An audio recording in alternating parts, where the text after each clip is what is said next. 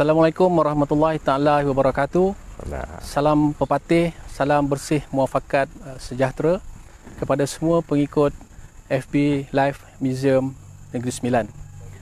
Seperti mana yang kita janjikan, pada pagi ini kita bersiaran langsung di pekarangan rumah Yang Teramat Mulia Datuk Kelana Petra yang ke-7 di Kampung Pantai Seremban Negeri Sembilan.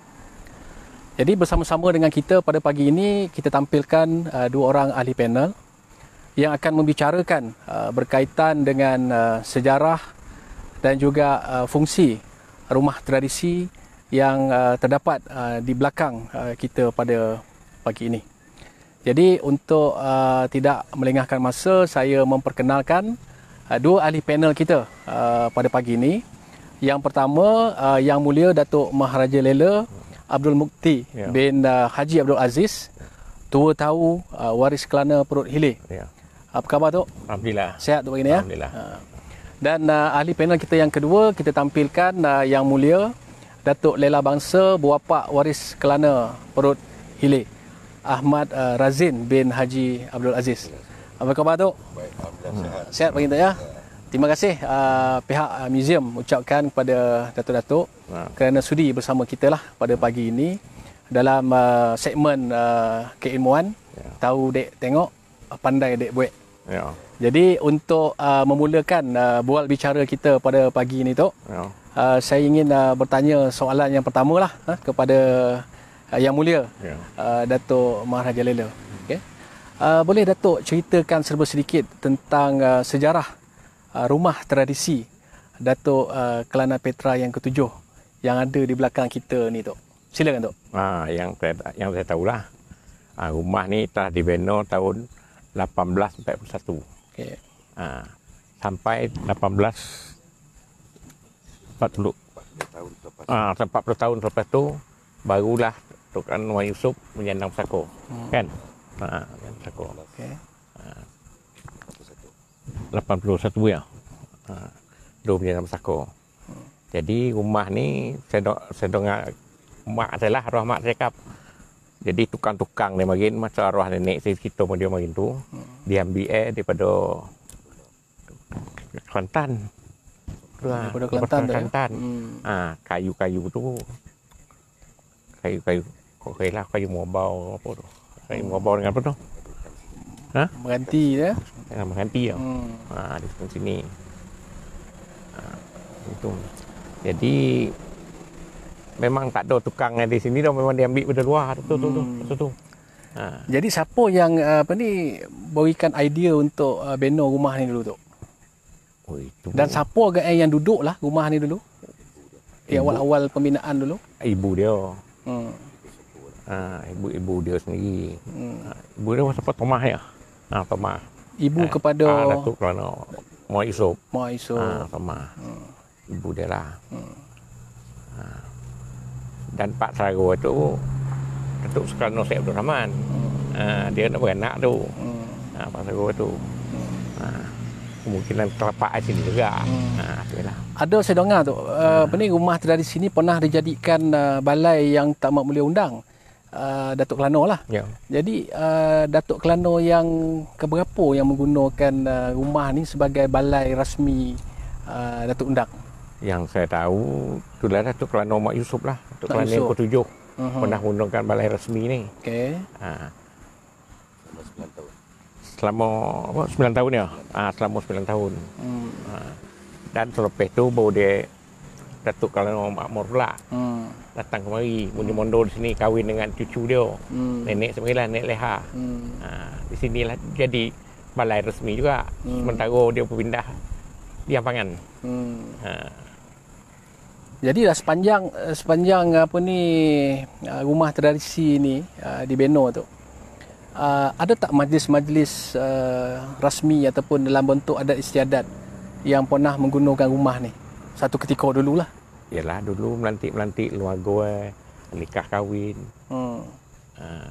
Dulu penghulu kan, melantik penghulu semua. Dengan cerita lah, semua daripada undang sedulu. Adalah digunakan di sini. Kalau kita tengok Datuk kan, daripada apa yang Datuk cakap tadi, rumah ni sekarang ni dah hampir 180 tahun. Ya. Tapi bila kita tengok secara fizikal, rumah ni masih kukuh lagi. Ya. Jadi mungkin ada rasio tertentu menyebabkan rumah ni sampai sekarang ni masih lagi kukuh. Oh, rumah ni berjaga, bertunggu, tak ada tinggal. Okey. Itu yang dia buat kita tahan tu kata orang lah. Tapi alhamdulillah sampai hari ni dia tahan. Sebab ada yo. Turun menurun kan, menunggu rumah ni. Tak ada tertinggal. Dah berapa lapis keturunan tu? Kalau ikut daripada dulu lah sampai sekarang ni yang tinggal ni. Sekarang ni saya rasa yang tinggal di rumah ni sekarang ni Yang Mulia Datuk Lelo Mansor lah kan. Sebelum tu agak sebelum tu Pak Sarung Datuk Kelana Makmur. Sebelum tu, sebelum dia pindah lah. Semua di sini lah. Lepas tu baru kita orang. Penggunaan secara rasmi rumah tradisi ni sebagai balai undang, macam Datuk sebutkan tadi, berakhir dengan Datuk Kelana Makmur. Iaitu yang Tak Amat Mulia Datuk Kelana Petra yang ke-8. Jadi selepas daripada tu Tok, yang Tak Amat Mulia Datuk Undang ni ke mana dia pergi Tok? Dah dibuat balai resmi. Berpindah ke Ampangan. Ke Ampangan. Balai resmi Kelana lah. Sampailah sekarang ni. Pindah. Sebelum tu semua di sini lah. Daripada Datuk Maya Yusof, Kelana Makmur, lepas tu pindah lah. Dulu siapa diundang dengan mana dia tinggal, itulah balai. Kemudian tu baru ada rumah kerajaan kan. Satu lagi lah tu nak tanya tu. Daripada dulu sampai sekarang, ada tak agak perubahan-perubahan ataupun baik pulih yang dibuat terhadap rumah tradisi ni tu? Ataupun dari segi dia punya seni banner dia punya struktur rumah masih lagi sama macam dulu sampai sekarang? Masih lagi. Masih lagi lah. Yang belakang-belakang tu kita apalah adalah sikit. Yang depan ni masih lagi setengah. Masih asal. Masih yang asal lagi. Jadi kalau dulu lah tu kan, bila ada upacara-upacara rasmi di rumah ni, majlis itu dibuat di dalam rumah ataupun ada juga dibuat di pekarangan rumah ni tu? Di dalam pun ada, di luar pun ada. Okey, kalau di dalam majlis apa, kalau di luar majlis apa tu? Dalam tu ada istiadat. Okay. Contoh itu? Contoh dia, itulah kita macam orang Minang kahwin apa, datuk-datuk lembaga apa semua tu, semua dia letih lah. Bila di bawah ni, keramaian lah. Kita menjadi keramaian di bawah ni. Lepas orang masak-masak, ramai lah di bawah dulu. Kalau yang melibatkan yang Tak Amat Mulia Datuk Undang sendiri, apa contoh majlis itu? Buat kat sini dulu tu. Kojan. Dia ada kojan lah. Kojan maksudnya kojan Datuk Lembaga? Mula kojan dia, lepas tu dia melantik lembaga-lembaga. Kena-kenara, apa, semua di sini lah. Wet hole. Makna itu yang Tak Amat Mulia Datuk Kelana yang dia punya usia dia dihabiskan kat sini tu tak Tok? Makna daripada mula sampai habis dia kat sini. Ada tak Tok? Tok Kelana Datuk Maya Yusof lah yang saya tahu. Sebab Tok Kelana Makmur dia dah pindah. Itu yang saya tahu. Okey, gitu ya. Jadi mungkin Datuk nak tambah agak ni Tok. Tentang apa ni? Mungkin Datuk bagi.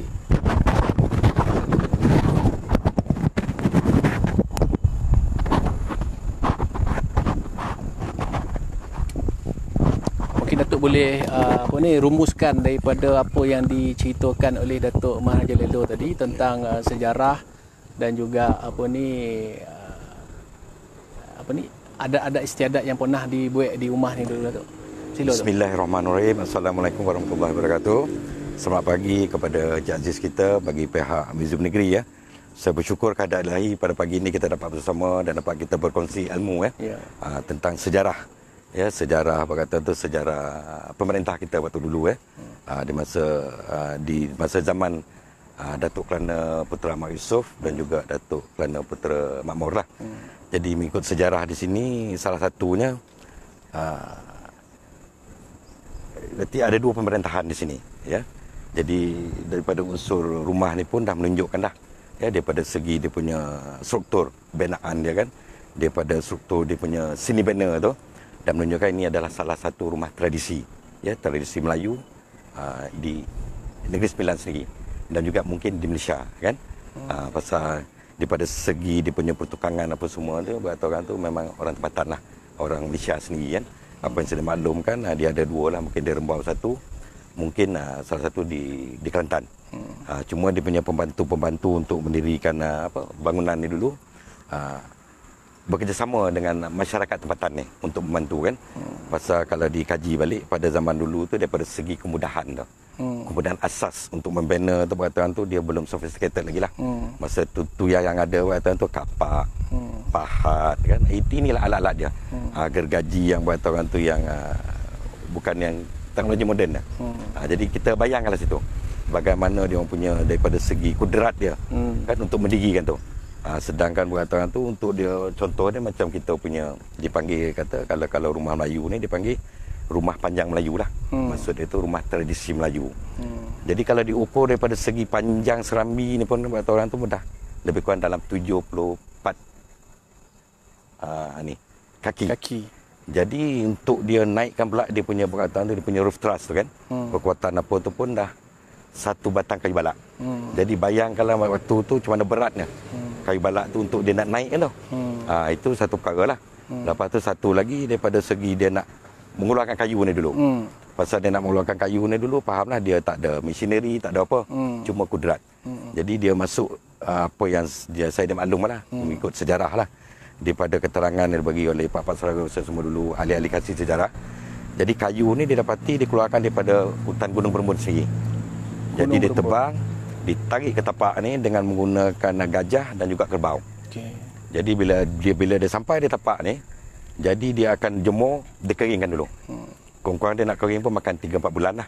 Supaya tujuan itu untuk supaya pokok tu, pokok balak tu cukup kering, cukup masak tu, kan. Bila tu barulah dia dibelah. Bila belah tu dia jemur lagi. Jadi itulah, dari segi masa dia tu mungkin dia memakan juga untuk mengeringkan kayu tu pun dia memakan masa jugalah. Hampir dalam 8 ke 9 bulan. Bila kayu tu dapati dah cukup kering, dah cukup masak, barulah dia jadikan dia sebagai stone timber. Ya, kayu untuk buat tiang, kayu untuk buat rangka atas rumah, untuk buat papan lantai, untuk buat dia punya papan dinding, kan. Jadi daripada situ pula bagaimana pula struktur tu nak dibina. Sedangkan dulu kita tak ada arkitek, kita tak ada jurutera, kita tak ada segala-galanya. Jadi atas dengan pihak rumah ni dengan tukang yang mahir ni. Jadi dia ada dalam tukang tu ada ketua dia lah. Jadi ketua ni adalah yang mencakarkan dia punya tu lakaran tu di atas tanah. Di situlah dia melakarkan bentuk rumah tu. Di atas pertujuan bersama dengan pihak tuan rumah. Jadi di situlah keunikan dia. Ada tak petua-petua tertentu, Datuk, waktu nak mendirikan rumah tradisi ni dulu? Petua dia ada. Satu yang pertama dia akan tengok adalah kita punya tiang seri tu. Sebab sebelum menegakkan rumah tu dia akan berpandu kepada tiang seri. Bila tegaknya tiang seri tu, di situlah segala-gala kata orang tu, kekukuhan tu, di situlah fungsi dia. Barulah dia dapat menstrukturkan daripada seni bina dia tu. Di mana dia nak meletakkan ruang dia tu lah. Itu salah satu dia punya inilah. Okey, Tok. Okay, terima kasih, Tok. Ya, jadi majlis pada pagi ini mengalu-alukan kehadiran yang berhormat Ustaz Suhaimi, ahli Dewan Undangan Negeri Lengging. Selamat datang YB ke siaran kita pada pagi ini. Jadi pihak majlis mengucapkan setinggi-tinggi terima kasih di atas kehadiran YB pada pagi ini bersama kita. Jadi selanjutnya, Datuk, boleh tak Datuk kaitkan sejarah pembinaan rumah tradisi yang tamat mula Datuk Kelana, Petra yang ke-7 ni, dengan institusi adat Luwak Sungai Ujong secara umumnya, Tok? Institusi dia? Ya, Tok. Dia perbezaan dia tak ada dengan dia, sama dengan adat Pepatih ni sama. Daripada segi dia punya pentadbiran sama, daripada segi adat tu. Sebab adat ni kalau ikutkan daripada dulu kala lagi, adat tu ada persamaan. Sebab kalau diikutkan di Negeri Sembilan ni, asal dia adalah adat Perpatih Ketemungan. Perpatih itu dulu asal dia daripada Siak. Jadi dia tak panggil Perpatih lagi, dia ada adat dia tu, adat Melayu. Jadi adat Melayu tu dia persamaan itu dah sama dengan apa yang asal di Negeri Sembilan ni sendiri. Sebab dia ni asal dia daripada Biduanda. Biduanda ni maksud dia tu daripada batin. batin tu asal dia tu kan. Reti dia tu dia suku Bidonda. Suku darat dan maksud dia tu kan. Jadi di situlah persamaan tu ada. Jadi yang mewujudkan adat berkatuan terperpatih tu daripada Siak tadi dengan Temenggung tu tadi. Di situ pertemuan itu yang wujudnya perpatih tu tadi. Sebab apa perpatih tu daripada sudut dia segi dia mengajar kita, melatih kita. Daripada segi kehidupan kita seharian sebenarnya. Dia mengajar kita cara kita beradab, cara kita mengikut daripada ajaran Islam. Ya, dia mengajar kita daripada benda-benda yang baik sebenarnya. Ya, dia ikutkan daripada unsur-unsur agama lah sebenarnya kan. Dia mendidik kita supaya kita menghormati yang tua, supaya berkata-kata kita mencari kan pasangan-pasangan yang baik lah, pasangan baik, sebab dalam Islam pun mengatakan macam tu kan, untuk kita mengembangkan zuriat-zuriat yang baik. Jadi kalau ikut daripada segi dia punya apa tu, perbezaan tu tak banyak. Ya, sebab itu yang Pak Residen nampak yang paling sesuai waktu tu untuk disatukan, untuk dia menjadi persekutuan tu, itu yang dia nak wujudkan Negeri Sembilan tu. Itu dia tengok daripada segi pentadbiran tu, yang menggunakan adat perpatih tu, rasa dia memang sesuai untuk menyatukan sebenarnya. Tetapi walaupun macam tu, tetapi turun ni pada luar ni, itu terpulang pada luar sendiri. Sama ada dia nak menggunakan adat Sungai Ujong, dia nak menggunakan adat Rembau, itu terserah. Sebab masing-masing tu memang ada dia punya asal dia tu. Daripada segi struktur macam mana dia buat tu, adat dia tu. Adat dia tetap banyak beza dia. Yang cuma ada perbezaan sikit tu mungkin ada daripada segi tanah adat contohnya kan. Macam di Sungai Ujong ni kita tak mengamalkan daripada segi tanah adat. Di Sungai Ujong lah. Daripada struktur bendaan pula, berkata orang tu dia dipanggil dia ada serambi panjang kan, cuma dia ada lentik sikit. Dia kalau Minang tu mungkin dia lentik lebih sikit lah. Lepas tu dia ada loteng. Loteng ni dipanggil dulu orang cakap peran. Peran ni juga memainkan peranan sebab kedudukan dia paling tinggi. Jadi selanjut nanti bila kita kita masuk nanti kita akan cerita lebih lanjut berkaitan dengan dia punya ruang-ruang di dalam tu. Sebab setiap ruang di dalam tu kata tu dia ada penceritaan dia. Ya, ada sejarah dia. Masa zaman dua pemerintahan ni dulu. Di masa zaman Datuk Undang yang ke-7 dan juga Datuk Undang yang ke-8 masa tu. Soalan saya yang terakhir tu, sebelum kita ke segmen yang kedua tu. Saya tertarik dengan satu istilah yang digunakan oleh Luwak Sungai Ujong ni, iaitu dipanggil sako bako. Jadi boleh Datuk huraikan sikit apa maksud di sebalik sako bako tadi tu? InsyaAllah. Kalau di Sungai Ujong ni apabila kita nak menjadi seorang pemerintah, ya, ini kita fikirkan pemerintah. Ya, pasal dia akan menilai daripada segi dia punya keturunan tu lah. Jadi itu yang dia maksudkan tadi daripada saka baka tu. Jadi dia akan melihat juga, akan menilai juga daripada segi sebelah ibu. Ya, dan juga di sebelah bapa. Jadi dia nakkan berkata tu benih tu, dia akan tengok daripada belah ibu dan juga sebelah bapa.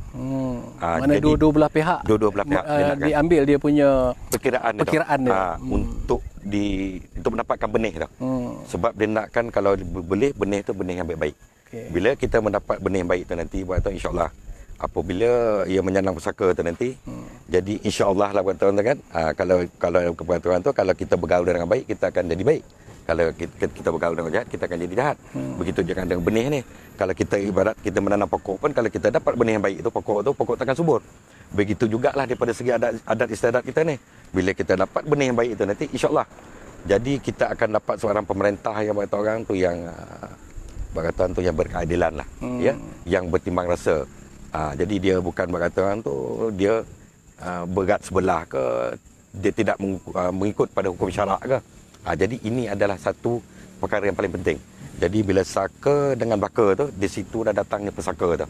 Barulah letaknya pesaka tu. Jadi pesaka daripada keturunan yang baik-baik. Begitu juga dengan sunnah agama kita ada mengatakan kalau mencari isteri tu carilah benih yang baik. Jadi begitu jugalah. Jadi kita punya segi adat ni, amalan kita ni berkata tu kita mengikut sunnah juga. Buat benih yang baik buat kan. Inilah kita punya arah tuju kita, matlamat kita tu yang sebenarnya yang masih kita junjung sampai ke hari ini. Alhamdulillah Tok. Jadi terima kasih di atas penerangan yang disampaikan oleh Yang Mulia Datuk Lela Bangsa dan juga penceritaan tentang sejarah ringkas tentang rumah tradisi Datuk Kelana Petra yang ketujuh. Jadi kita akan pergi kepada segmen yang kedua tu, yang mana dalam segmen yang kedua ni kita akan dibawa menyelusuri ruang-ruang dan fungsi ruang yang terdapat di dalam rumah tradisi Datuk Kelana Petra yang ketujuh ini. Jadi untuk itu kita berehat sebentar.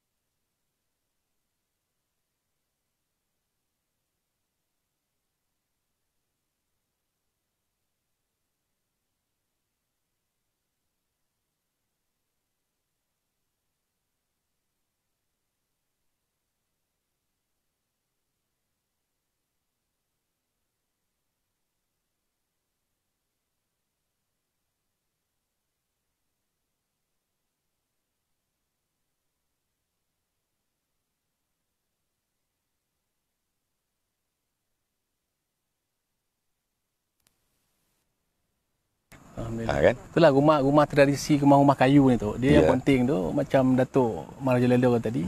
Kena ada orang yang menunggu kan. Ya, betul. Kok tak ada dia akan jadi rusak, makan naik bubuk dan lain-lain tu. Dari segi keluasan tanah tu berapa besar tu? Kalau ikut sekarang ni tapak bangunan sedia ada ni lah kan, rumah tradisi ni sekarang ni. Dia lebih kurang 2 ekar lah. Asal dia 4 ekar. Tapi tapak rumah ni dia turun-menurun. Jadi masa tu dibagi kepada 2 lah, kepada cucu kepada Datuk Kelana Mak Yusof ni. Undang yang ke-7 tadi dibagi kepada 2 cucu dia ni. Perempuan kan.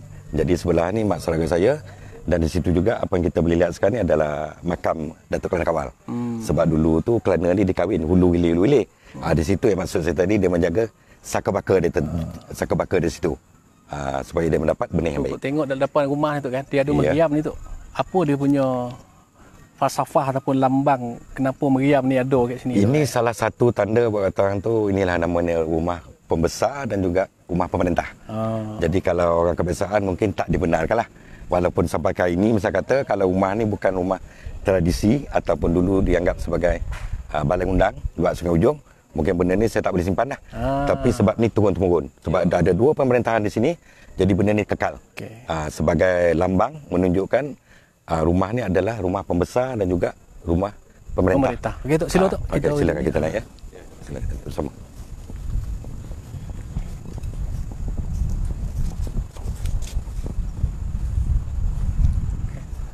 Datuk kena jemput dah ni. Ya, sekejap. Kita tetamu kan, Datuk tuan rumah kan. Saya kena datang kan. Sila. Saya pada datang. Tak apa, kita tunggu itu. Kita silakan naik kepada Encik Aziz kita, Pak Mazul dan juga Datuk Empat kita dan juga YB kita dan juga kita punya lembaga untuk kita ni. Kita naik ni dipanggil dia punya ujung sambil lah ni. Dia panggil apa? Sebelum kita nak masuk ke Serambi Panjang ni lah. Jadi kita persilakan. Ni yang pertama saya nak tahu tu. Okey. Ini nak masuk rumah ni dia ada lain macam sikit. Ya. Kalau sekarang ni agaknya grill lah YB kan. Grill lah, betul lah. Jadi mungkin Berdatuk boleh torangkan sikit apa maksud yang tersurat yang tersurat dan yang tersirat untuk tetamu masuk ke dalam rumah tradisi ni tu. Jadi dia ni sebenarnya kalau sekarang ni panggil grill lah. Sebenarnya ni daripada perkataan tu di pintu keselamatan. Jadi kalau benda ni tak ada, kalau dibuka pintu artinya siapa-siapa pun boleh masuk. Sebab ni salah satu dia adalah rumah pembesar. Jadi di sini bila dia ada ni perkataan ni penghalang ni. Kan jadi salah satu jugalah. Jadi perkataan tu kalau ada dia punya sesiapa yang mengunjung tu berarti dia tak boleh terus masuk lah. Dia ambil masuk lah. Dia ambil masuk jadi dia kena bagi salam pada pihak tuan rumah. Tuan rumah akan tengok dulu. Lepas tu barulah kita boleh masuk kan. Sebab kalau ditutup pintu kayu dalam ni, benda ni tetap ada di luar. Dia kekal di luar ni. Dia punya ni. Jadi lah, kita minta tuan rumah lah YB kan. Jadi saya jemput semua kita masuk lah. Ya, ke kita punya ni. Okey, ini kita buka. Dia sebenarnya benda ni dia ada lock dia ni. Kan? Jadi bila kita lock benda ni dia tak boleh buka sebenarnya. Jadi dia ni pintu rahsia sebenarnya. Kalau dulu jadi kalau yang datang berkunjung memang dia takkan faham benda ni. Dia try buka pasal tak boleh buka kan. Inilah berkata dia pintu keselamatan. Berkata dia panggil penghalang lah sebenarnya. Dia ada sistem dia. Jadi kalau dia nampak ni pun dia nak masuk tak boleh, dia nak tarik pun tak boleh. Jadi yang tahu dia tuan rumah saja. Dia ada dia punya itulah. Pintu lock ni sulit. Dia punya rahsia rahsia ni semua dia ikutkan dulu tuan rumah sajalah yang tahu. Jadi di sini kita buka bola benda ni kita boleh buka. Baru boleh buka dia. Orang dulu-dulu lagi handal YB.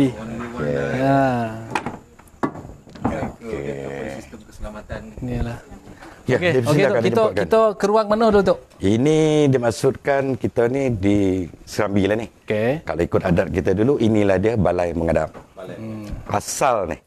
Kalau ikutkan. Yang sekarang ni kalau diikut daripada seni banner adalah jadi kolonial. Kan dah moden lah kolonial. Tapi inilah dia tradisi Melayu kita. Adat purbakala kita, inilah dia balai undang. Sebenarnya, balai menghadap. Di mana kita merupak sembah lah. Tapi sebelum tu, apa yang saya nak apakan ni adalah salah satu. Dia panggil sini, dia panggil ruang hujung Pangkal Serambi. Di sini kan. Okey tu. Mungkin kita boleh ni pun ada juga YB dia punya ni pun ada juga walang. Dia punya bukanlah rasio, dia punya sistem lah tu. Sebab di sini kadang tu mengapa dia ada kat benda ni sebenarnya. Sebab ni salah satu adalah ruang yang agak penting juga ni. Di sini dijadikan dia bilik, dia adakan dia pintu. Kan patut benda ni tak perlu tetapi ada sebab dia. Jadi sebelum tu sebelum kita nak apa ni kita masuk dulu. Nanti saya akan bagi pengenal mengapa benda ni ada berkata terpalang di sini dia sangkang kan.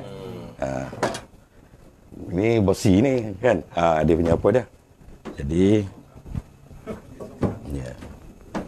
kita masuk di sini. Ni ada satu ruang bilik dipanggil di sini.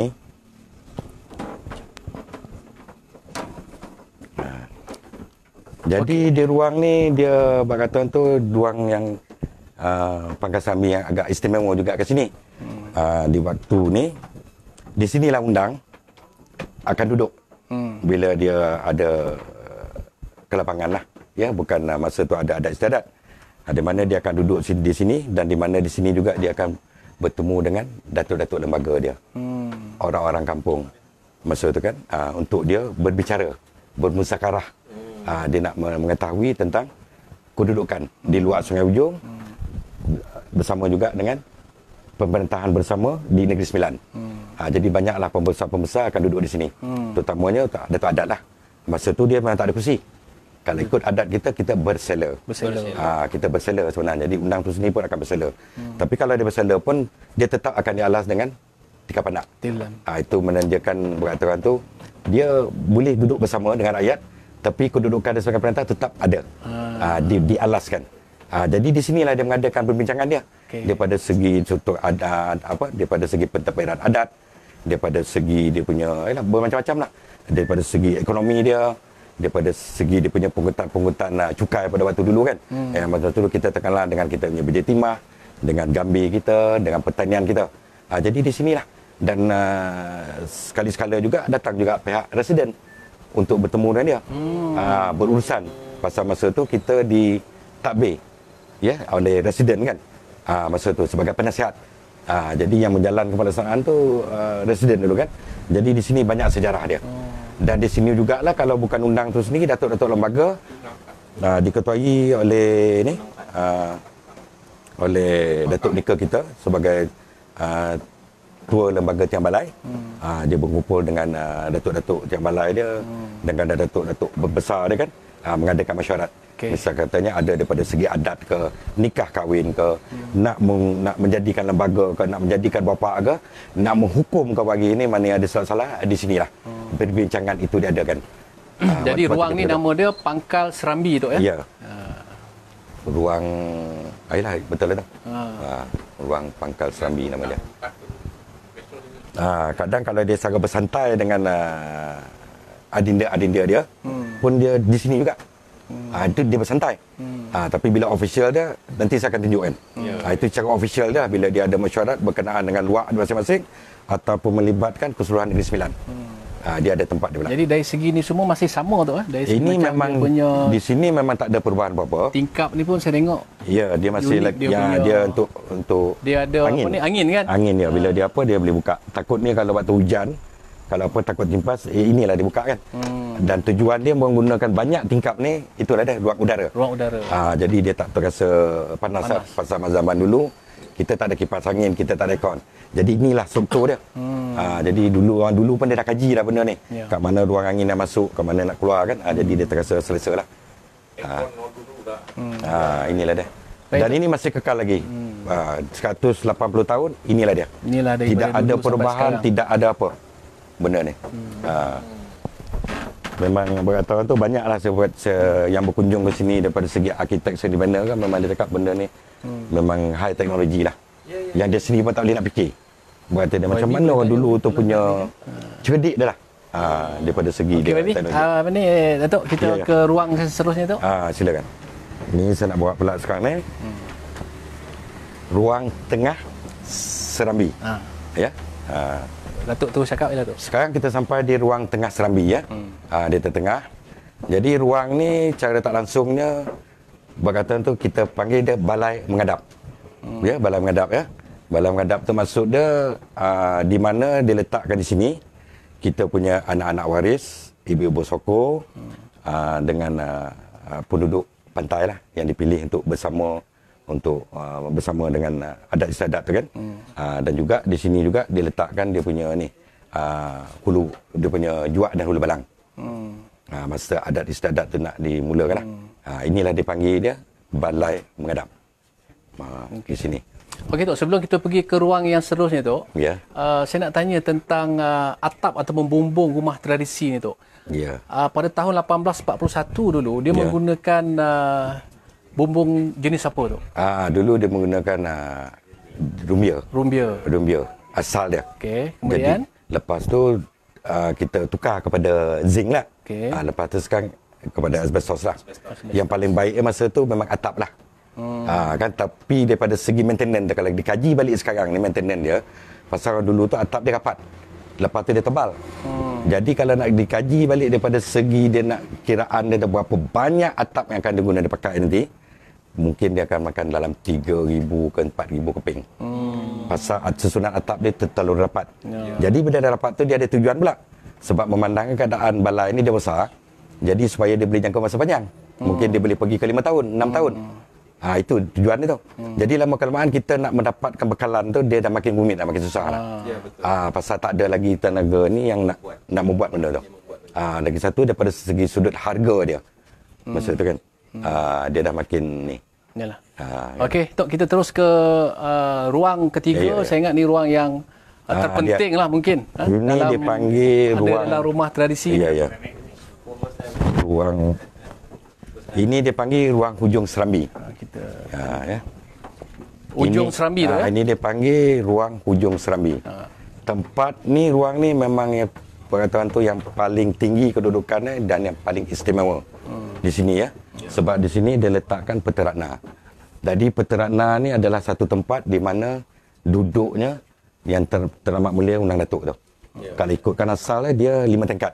5 tingkat kedudukan dia. Tapi kita turunkan sekali di 3 sebab dah jatuh kepada lembaga.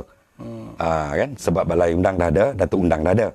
Jadi walaupun saya ni berkata tu daripada suku Bidawanda Waris Kelana, tapi undang tu dah ada, kita terpaksa turunkan.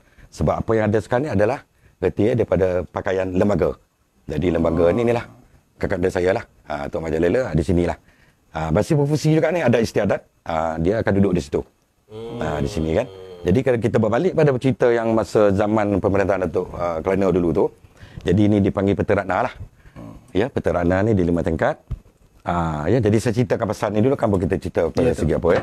Apa kita dapat lihat di sini, dia 5 tingkat. Di 5 tingkat tu kita akan letakkan dia punya ni lah. Tilam pandak dia akan duduk di sini. Kan? Alat-alat kebesaran ni sebenarnya sepatutnya dia memang tak ada di sini. Sebab bila tegaknya adat tu, alat besaran ni akan dipegang oleh dia punya juak dan hulu balang. Masa adat tu berjalan. Jadi dia kosong ni. Kan? Lepas tu apa yang kita dapat pula di sini, dipanggil Gunung Berangkat. Gunung Berangkat. Ni namanya Gunung Berangkat. Yang boleh menggunakan ni hanya dia sebagai waris Kelana. Waris Kelana saja yang boleh guna pakai benda ni. Dan waris seberangan memang tak dibenarkan. Sebab ini dia mesti mengikut dia punya saka baka tadi. Dan dia buat pula benda macam ini menunjukkan ia sebagai satu gunung. Puncak. Jadi puncak gunung tu dia tinggi. Jadi kedudukan undang tu dia di puncak. Jadi dia tinggi. Inilah dia punya berkata dia simbolik dia. Simbolik dia sebenarnya yang diletakkan di belakang ni. Cuma di luar yang menggunakan ni cuma 2 luar saja.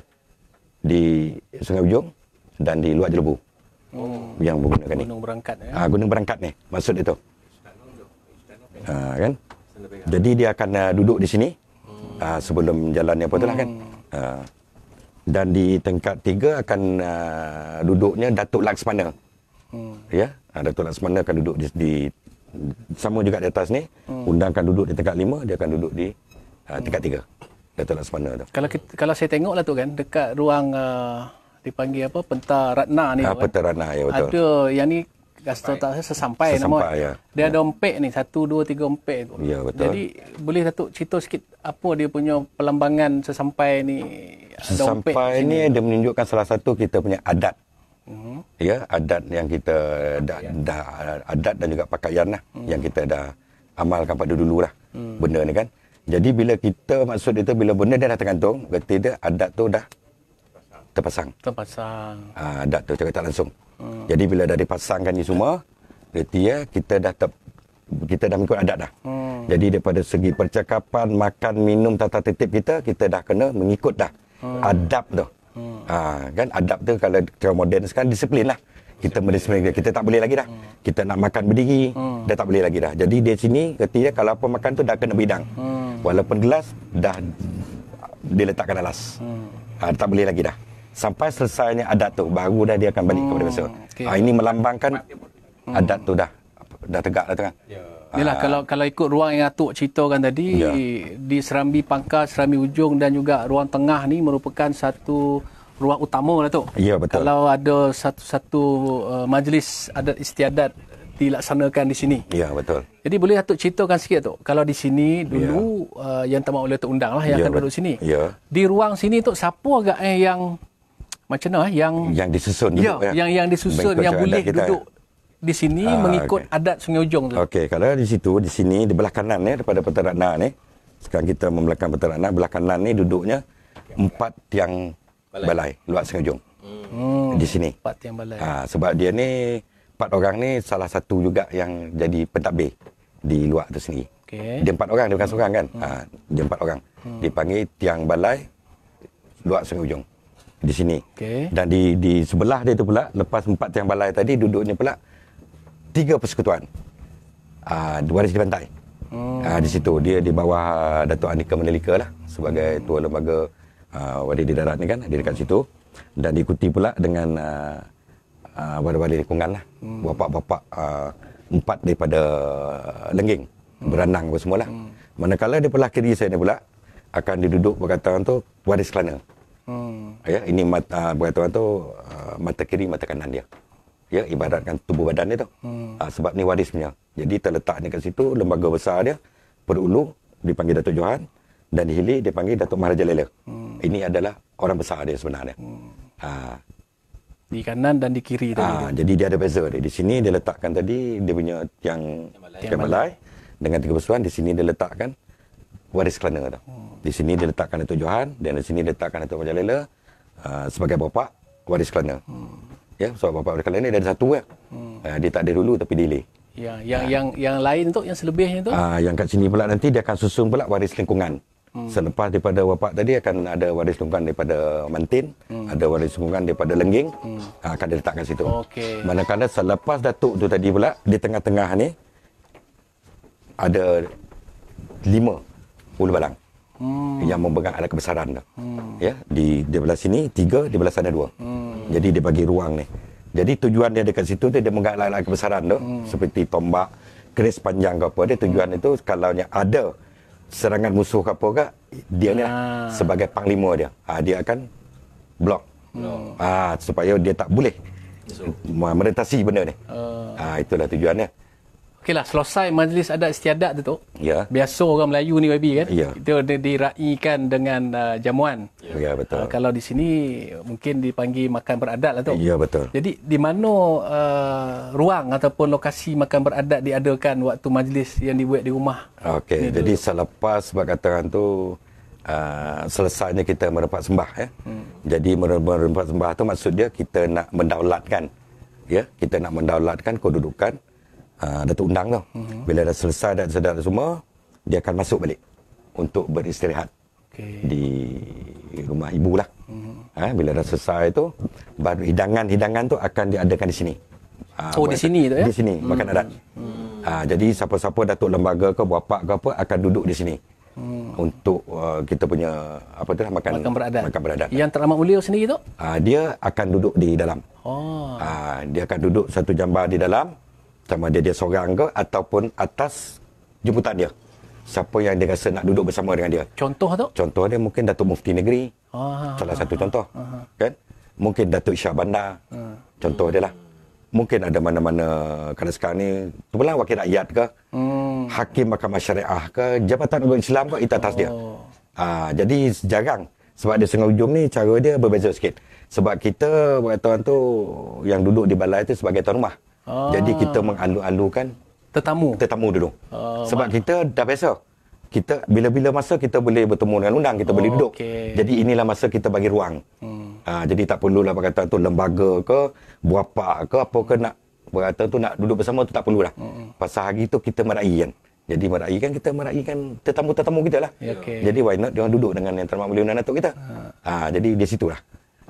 Okey Tok, soalan tambahan tu. Okey, silakan. Sejak Tok tinggal lah sebagai pemegang amanah kat rumah tradisi ni Tok. Ya. Ada tak kejadian-kejadian aneh yang pernah berlaku kat rumah ni Tok? Kejadian aneh tu biasalah kalau orang cakap kan macam kita nak percaya kan jadi syirik. Tapi benda ni berlaku. Adalah 2-3 kali berlaku kadang. Pernah ya? Kadang malam Jumaat kita elok Yasin apa semua tu kita kadang dengan orang beratib. Pasal dulu dia orang ni di sinilah dia ada kan majlis-majlis dia macam malam 20 puasa kan. Dia adakan bacaan Yasin. Orang dulu ni dia kuat daripada segi tu.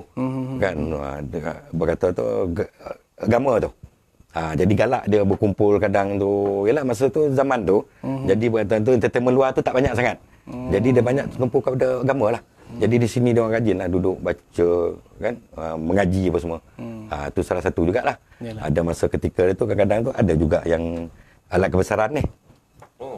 Dia macam dia berjalan lah, berbunyi lah. Kan bila kita tegur kan dia diam. Kita tak percaya pun tak boleh juga. Kedua, ketiga dia pula ada pernah juga berlaku. Semasa kita ada perkataan dulu kekecewaan masa tu kekosongan kan. Berlaku benda tu. Benar juga benda-benda alat pembesar ni jatuh. Bila jatuh dia ada dengan aliran darah. Jadi kita tak boleh nak cakap apalah benda tu kan. Itu wallahualam. Allah Ta'ala saja yang mengetahui benda tu kan. Mungkin ada banyak nasihat tu kita tak percaya benda dapat mata. Tapi kita tak pasti. Cuma Allah yang tahu. Wallahualam. Benda lama kan. Mungkin dia tahu. Negeri tu negeri dah kecil-kecil. Mungkin ada sebab dia. Iyalah. Kita tak tahu. Allah ya. Okey Tok, kita ke ruang yang selanjutnya.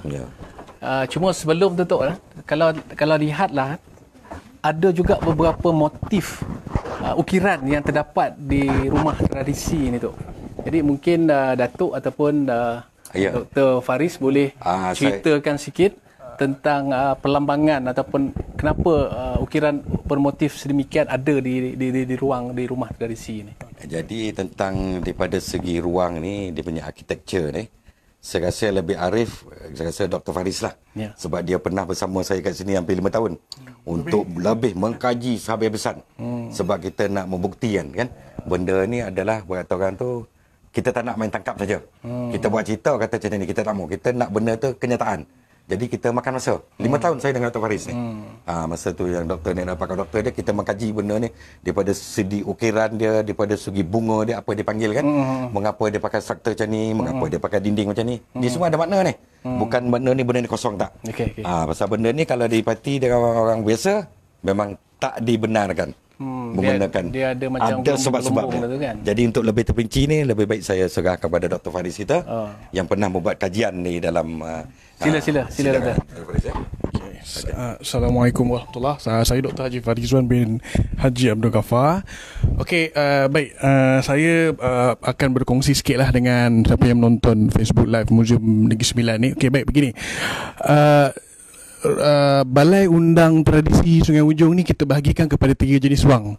Yang kita berada dalam ruang sekarang ni dia panggil ruang umum. Ruang umum, dan kemudian ruang separuh umum dan ruang peribadi. Okey, baik. Sebenarnya Balai Undang Tradisi Sungai Ujong ni satu balai undang yang masih asal, masih original dan belum ada lagi pengaruh-pengaruh moden, masih menggunakan tradisi Melayu. Yang mana kalau kita tengok dia punya panel dia ni, panel cembung. Panel cembung ni yang boleh hanya ada pada tempat ataupun kedudukan rumah seorang raja saja, kediaman seorang raja saja yang boleh ada panel kembung. Okey, dan kemudian satu lagi yang menandakan ini adalah tempat tinggal yang memerintah. Ni kita dapat nampak awan larat, dia punya tunjuk kat sini. Hiasan-hiasan awan larat dengan juga sistem pasak pada sistem gegantung balai undang ni. Kita boleh tengok sini dan ini jelas motif awan larat. Orang biasa tak boleh ada. Yang boleh ada hanya pembesar pemerintah saja yang boleh ada. Okey. Sekejap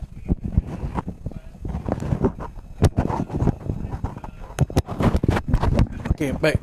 Satu lagi saya nak tunjuk yang mungkin boleh nampak. Tolong tunjuk.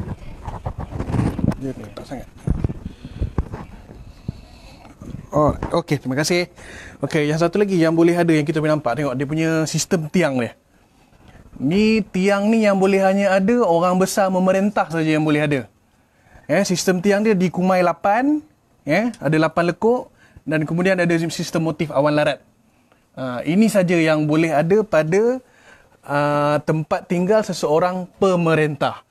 Okey, dan saya dah buat kajian, saya dah tengok di Kedah, di Perak, Terengganu, semua sistem motif yang sama. Yang boleh hanya ada pada tempat tinggal seseorang pemerintah. Dan ini orang kata macam tanda kuasa, tanda daulat dia. Okey, secara tradisi sebelum masuknya pengaruh-pengaruh Inggeris ni lah di tanah Melayu. Baik, banyak lagi sistem motif kalau kita tengok kat sini pun ada juga.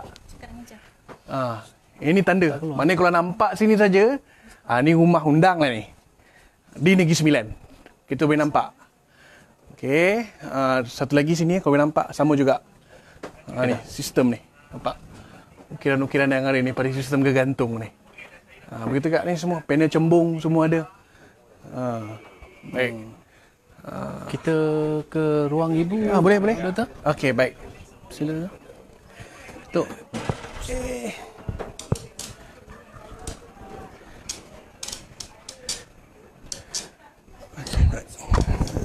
Saya cakap tadi, Kak? Okey, baik. Okey, sekarang kita berada di ruang rumah ibu, rumah tradisi Datuk Kelana Petra ni. Jadi saya jemputlah Dr. Faris Okey, baik. untuk menerangkan dari segi struktur yang ada di Okey, rumah. terima kasih. Okey, kita sekarang ni berada dalam ruang separa umum Balai Undang Tradisi Undang Sungai Bujung, Datuk Khanda Putra. Okey, baik. Di sini saya nak tunjuk ke tiang seri. Saya ingat ni yang paling mahal lah. Yang paling mahal tiang seri kau tengok, dan dia punya tiang dia di Kumai 8. Di Kumai 8, lepas tu ke atas tu ada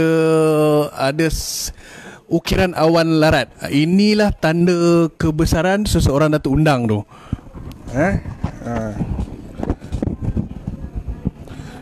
Okey, ini tanda kebesaran seseorang Datuk Undang itu. Ni tiang di Kumai 8. Dan juga dia pakai sistem pasak. Sistem pasak dekat gegantung ni. Baik. Baik, okey, sama juga dalam bahagian dalam juga yang menandakan ini adalah tempat tinggal seseorang undang. Bertengok dia punya sistem dinding dia. Pun ada timbul tau. Sistem timbul. Ini undang saja yang boleh pakai sini banner ni. Undang luar saja boleh pakai. Rakyat biasa tak boleh. Tak dibenarkan. Memang sama juga. Dinding ni semua ada di Kumai. Dia ada pecah 8 tau di Kumai. Ni. Ni sistem-sistem yang ada yang kita guna pakai lah di Balai Undang Luar Sungai Ujung yang tradisi sebelum kemasukan British yang memperkenalkan seni bina kolonial. Okey, jadi dari segi fungsi ruang, kita jemput Yang Mulia Datuk Laila Bangsa untuk menerangkan ruang rumah ibu ni apa fungsinya dan siapa yang boleh berada di sinilah. Seperti mana kata Dr. Faris tadi, ini adalah ruang separa umum. Jadi jemput Datuk untuk menerangkan. Untuk kita meneruskan daripada Dr. Faris, dia dah menceritakan daripada segi struktur binaan apa semua kirat. Di mana di sini saya nak menerangkan adalah daripada segi rumah ibu. Rumah ibu ni dia memainkan peranan yang agak lebih tinggi lagi. Di mana di sini berkata tu pertamanya adalah di mana Datuk Undang tu duduk. Sebagai contoh, apa yang saya maksudkan tadi, sebelum kita ada istiadat tadi kan, untuk merefat sembah tadi tu, bila Datuk Undang tu dah bersiap dengan dia punya pakaian resmi dia, ya, dia akan duduk di sini dulu. Dia akan duduk di sini dan pegawai yang bertugas akan memastikan yang semua dah bersiap sedia, barulah dia dijemput oleh Datuk Laksmana dengan hulu balang dan juak dan hulu balangnya, dia ringi untuk naik ke sana. Jadi ini salah satu dia punya ni lah. Berarti bila dia keluar pada bilik, dia akan duduk di sini dulu untuk menunggu, untuk diseru untuk berkatan tu keberangkatan tiba dia untuk naik ke singgasana ataupun Putera lagi. Itu satu. Yang keduanya, apa yang berlaku di sinilah Undang pula menerima tetamu hormat dia. Pada sini ada sejarah dia di mana Tuanku Abdul Rahman, Tuanku Muhammad dan juga Tunku Antah duduk di sini. Ketika bukan dia serentak, tak adalah, mengikut pada zaman tu. Tunku Muhammad, Tunku Antah dan juga pernah duduk di sini. Perkataan tu dia bermesyarat dengan Datuk Undang tu lah.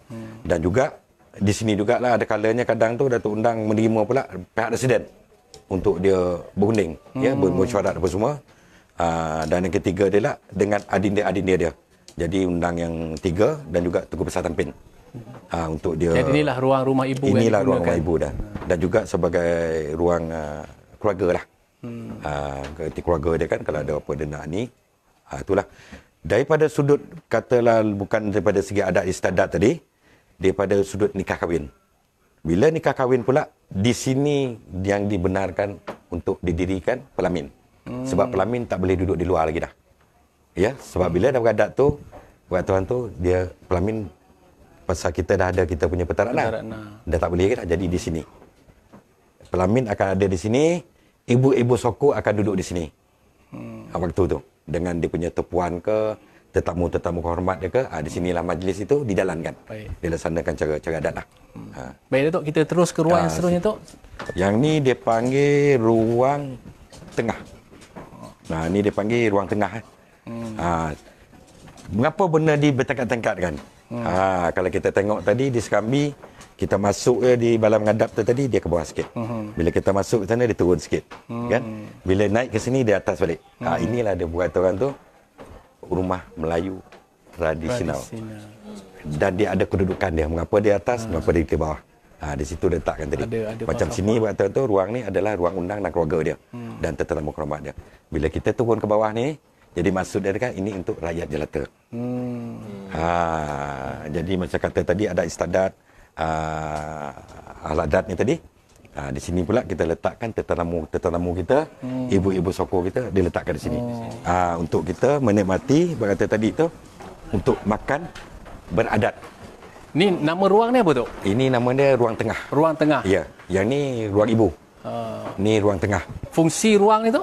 Fungsi ruang ni di mana bila ada adat istiadat atau nikah kahwin ke, di sinilah kaum-kaum ibu ni letak, terutamanya ibu-ibu sokor. Ibu-ibu sokor. Ibu-ibu sokor, tupuan ke atau ada dia punya tetamu lah. Mungkin isteri menteri besar ke siapa ke pembesar akan dudukkan di sini. Pasal di dalam tu waktu tadi tu mungkin ada tetamu lain pula. Kan? Sebab situ di Pelamin. Kalau misal kata kalau adat dan nikah kahwin, ibu sokor tu akan duduk di dalam. Sebahagian daripada ibu sokor yang apa ni akan duduk di sini. Ibu sokor yang kanan tadi bersama tuan di dalam. Yang ibu sokor lain tu kita apakan di sini. Itu yang dia ada kedudukan dia, ada di bawah, ada di atas. Sebab dia ada fungsi dia sebenarnya. Tentang kedudukan itu. Okey, ni ruang tengah. Ni ruang tengah. Ruang dapur mungkin Datuk ruang dapur saya boleh terang juga. Ada juga sejarah dia ruang dapur kita ni. Sila tu. Ini dah dapur kat sini. Ini adalah ruang dapur kita. Ya, pada waktu dulu tu inilah dapur dia. Sebab dia selagi. Tapi dia tetap bertingkat juga. Bila di sini tadi duduk, dia akan turun ke bawah. Ya, di sini. Dulu sini inilah dapur dia sebenarnya. Itulah tengok ni tu. Di ruang dapur ni ada lantai jarang ni tu. Ya. Apa fungsinya kan tu? Lantai yang sebegini rupa tu? Okey, fungsi dia sebenarnya dulu ni tempat dia orang mencuci pinggan. Ya, di sinilah. Tapi syukur alhamdulillah sampai hari dia masih kukuh. Benda ni kan. Alhamdulillah. Tak boleh nak takut dah boleh. Berapa orang tunjuk pun benda ni masih kekal. Inilah dia punya keistimewaan dia. Berkata saya tadi kayu dia tu kan. Cukup kering, cukup masak, cukup apa sampai hari masih lagi. Walaupun dulu waktu tu dia banyak digunakan air kan. Masih kekal. Dan juga sejarahnya di sinilah. Waktu tu wafatnya dulu. Almarhum Datuk Kelana Mat Yusof. Di sinilah dia dimandikan. Sebab tu dia jarang dia punya Datuk Kelana Muhammad Yusof yang ke-7 dulu. Masa zaman Datuk Kelana Makmur dia di balai resmi. Mana Datuk Kelana Muhammad Yusof dulu wafatnya di sini. Dia wafatnya di sini. Dan diuruskan jenazahnya di sini. Pun di sini juga. Dan dimandikan juga di ruang ini. Di ruang ni masa tu. Masa tu kita tak ada lagi hospital nak bawa ambulan semua tak ada. Jadi di sinilah kata tu Datuk Lembaga dia siapa yang berkaitan menguruskan mandian jenazah dia masa waktu tu. Lepas tu berlanjutan lah kepada bonda saya, kepada ayahanda saya dulu kan, pun di sini juga mengikut adat kan. Masa tu masa ayahanda saya tu pun ikut juga sebab ayahanda saya ni dia ikut daripada adat Biduanda Rembau. Sebab dia dulu anak pada undangan Jipap. Jadi dikahwinkan dulu kan. Jadi dia pun beradat juga masa tu. Pasal Rembau berkeras dia nak ada adat juga. Walaupun tak dapat dibawa balik ke Rembau, tapi dia nak adat Rembau tu dia minta kerjasama daripada Sungai Ujung untuk sama-sama daripada segi adat sebab dia anak undang. Masa tu. Jadi inilah sejarah dia sebenarnya. Jadi saya ingat kita akan terus ke ruang yang terakhir yang terdapat di dalam rumah tradisi ini yang dipanggil loteng ataupun peran. Jadi saya silakan Datuk untuk menceritakan tentang dengan kita semua ni. Boleh tentang kita apa ni, apa fungsi loteng ataupun peran yang ada di rumah tradisi ni, Datuk. Loteng atau peran ni adalah tempat yang paling tertinggi sekali. Baiklah, kalau nenek ni.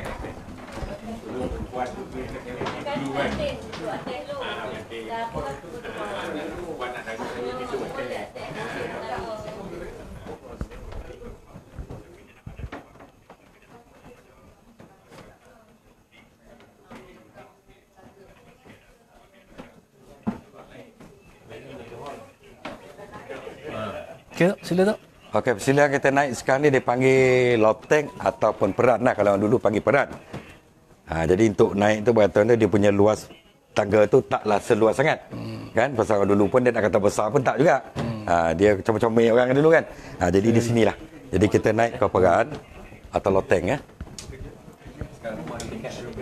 Ni kira banglo 1,5 tingkat lah ni kira ni. Asal dia banglo 1,5 tingkat. Okey. 5 minit. Okey. Silakan naik. Nabi kita, Cik Aziz kita yang lain. Silakan naik. Jadi sekarang ni kita berada di loteng. Bukti daripada struktur bangunan dia adalah yang paling tertinggi. Ya. Di sini ataupun dipanggil, kalau orang dulu dipanggil dia peran. Peran dah. Jadi apa maksud itu kan? Jadi kalau ikutkan kebanyakan separuh tu dia punya apa tu dia rendah ya. Tapi ni bumbung dia tinggi. Mengapa dia buat bumbung tinggi? Mesti ada sebab dia. Jadi di sini kalau ikut sejarah dia, di sinilah Datuk Undang tu meluangkan masa dia untuk duduk kadang bersantai kat sinilah untuk dia memerhati keselamatan balai undang ni atau rumah tradisi ni. Seandainya ada serangan musuh ke, ada sinilah nak tengok dia punya kau ada tetamu-tetamu yang datang ke. Jadi itu peranan dia lah. Salah satu dia duduk kat sini tu kan. Buat orang cara bersantai lah. Mungkin untuk dia menghilangkan stres dia ke, dia nak mencari ilham ke kan. Di sini. Yang kedua pula, di sini pula dulu kalau misal kata ada majlis kecil lah ya. Kadang anak-anak lelaki tu dia tidurkan di atas ni. Ya, tak di bawah, di atas ni. Gila majlis kecil lah. Jadi orang perempuan tu untuk apa keselamatan dia boleh tidur di bilik bawah. Kan? Jadi di sini anak-anak lelaki tu. Bila ada pula keramaian yang besar, adat istiadat nikah kahwin ke apakah ditukar. Jadi kaum-kaum perempuan tu diletakkan di sini supaya mengikutkan syarat kita dia tak boleh bersama. Jadi di sinilah pasal dulu asal di sini dah ada bidai. Jadi yang untung kan kaum perempuan dia lah untung dulu. Dia boleh nampak lelaki ni kat sini sebab lelaki tak ada ruang untuk dia. Jadi dia akan letak di sini. Tidur dia di sini, pakaian dia semua di sinilah. Jadi kalau dia nak tengok majlis semua dia tinjau pada bidai ni lah. Dia ada dua fungsi lah benar sebenarnya 3 fungsi. Satu tempat rehat bersantainya Datuk Undang tu tadi. Yang kedua bila ada berkaitan tu kena-kena kecil, lelaki akan duduk di sini. Kan pasal mengenangkan jauh perempuan yang naik, tapi bila ada keramaian yang besar ditukar pula perempuan tu akan duduk di sini. Jadi senang dia nak tukar pakaian, dia nak solat, dia nak apa kan. So kita mengikut kita punya hukum tu lah. Keagamaan pasal kita dah memang aturan kehidupan kita tu, adat tu dia dah ajar kita daripada situ lah. Sebenarnya tu kan. Baik tu. Kita ke bawah balik tu. Boleh kita turun ke bawah balik. Baik-baik ya.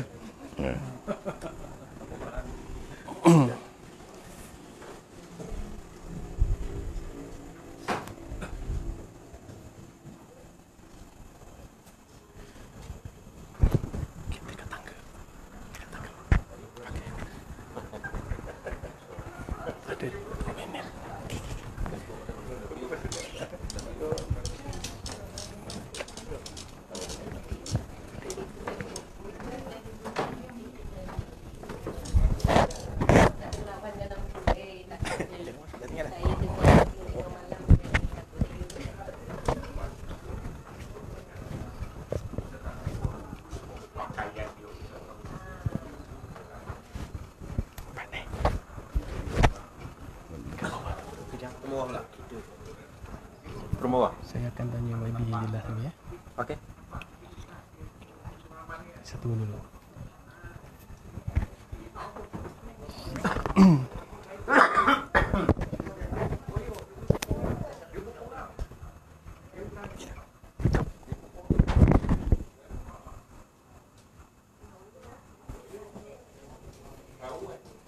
Boleh juga kot, senang. Okey. Poket ke YB? Sini boleh.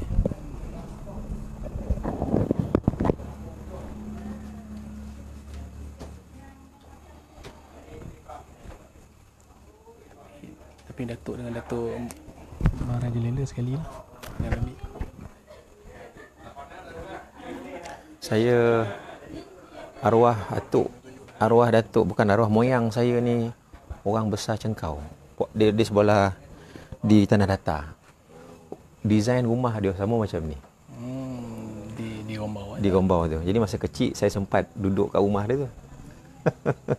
Tapi lepas tu dia ada buat rumah sebelah. Alah dia banyak duduk rumah sebelah lah. Sama lebih kurang. Ada poran lagi bagai.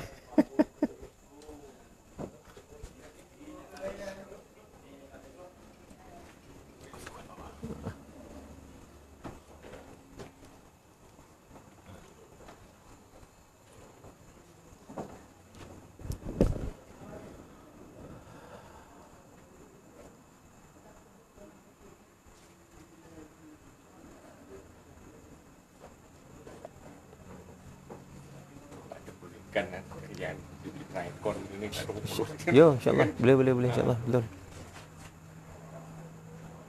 Sila. Okey. Ya. Allah.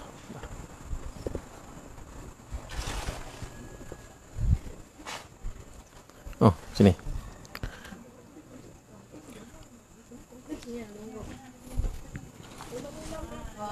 Jadi demikianlah tadi penerangan yang telah disampaikan oleh dua ahli panel kita yang kita jemput, yang kita undang khas pada hari ini. Juga ditambah dengan sedikit penerangan berkaitan dengan seni banner rumah oleh yang berbahagia Dr. Faris.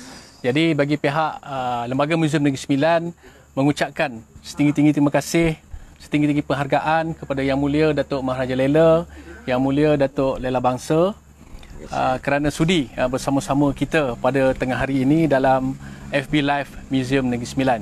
Jadi sebelum kita mengakhiri segmen kita pada tengah hari ini, saya ingin bertanyakan satu soalan, dan soalan ini adalah soalan yang terakhirlah kepada Yang Berhormat Ustaz Suhaimi selaku ahli Dewan Undangan Negeri kawasan Lengging.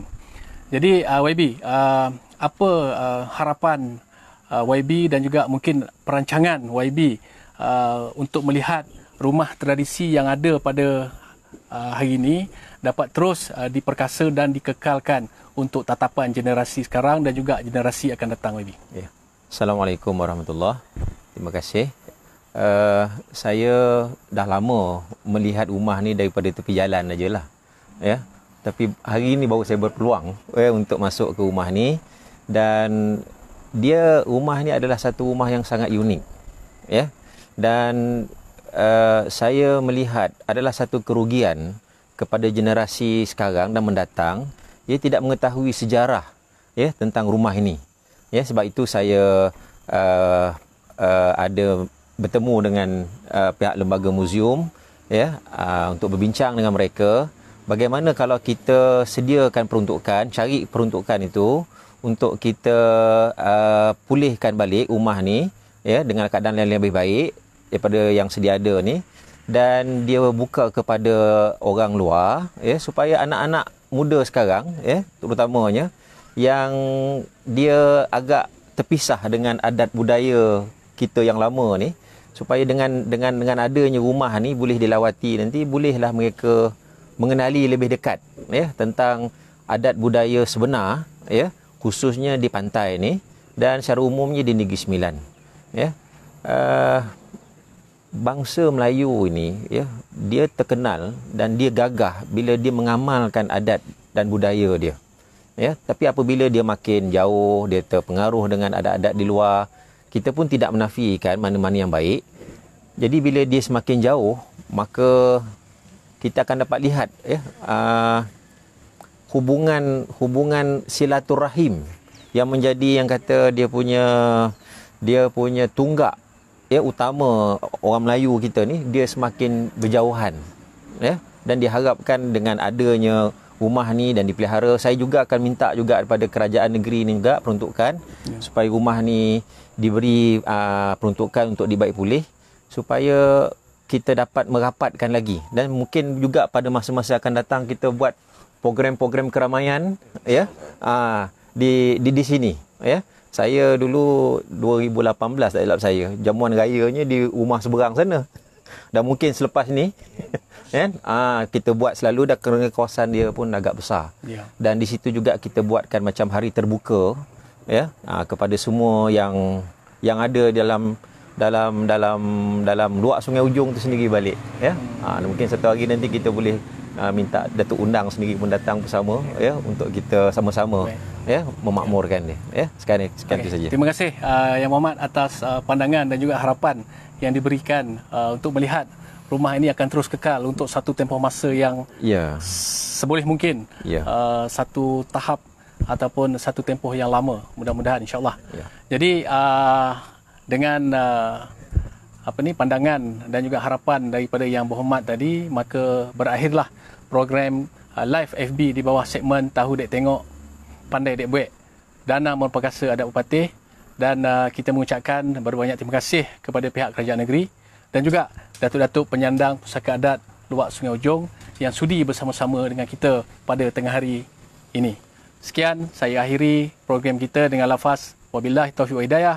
Assalamualaikum warahmatullahi taala wabarakatuh. Terima kasih Tok. Ya. InsyaAllah kita jumpa lagi Tok. Terima kasihlah. Ya. Terima kasih Datuk. Ya.